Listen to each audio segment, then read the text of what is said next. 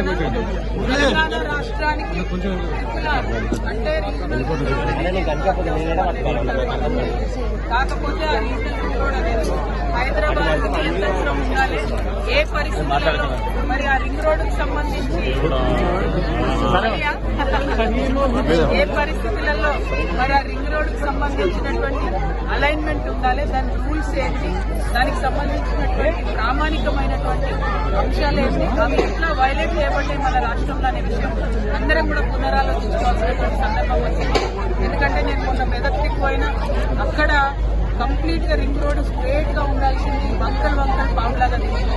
అక్కడ ఒక దగ్గరే అనుకుంటే ఇవాళ ఇక్కడ మహబూబ్ నగర్ వస్తే మహబూబ్ నగర్ జిల్లాకు సంబంధించి షాద్నగర్ వస్తే ఇక్కడ కూడా అట్లనే వంకలు తిరిగింది. అంటే ఒక ప్రామాణికం లేకుండా అటువైపు ఏమో సెంట్రల్ బస్ స్టేషన్ నుంచి 25 కిలోమీటర్స్ రేడియస్ అంటుంది, ఇటువైపు ఏమో ఓఆర్ఆర్ నుంచి 25 అంటుంది, అంటే సెంట్రల్ బస్ స్టేషన్ నుంచి 40 to 45 కిలోమీటర్స్ వస్తుంది.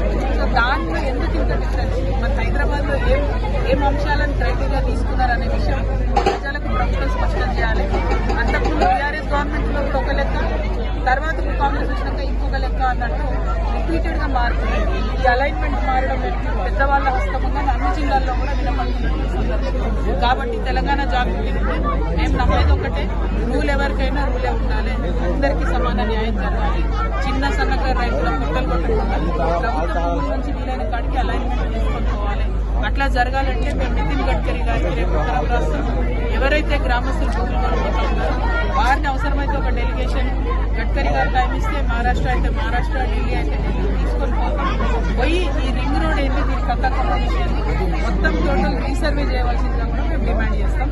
Thank you. జై తెలంగాణ.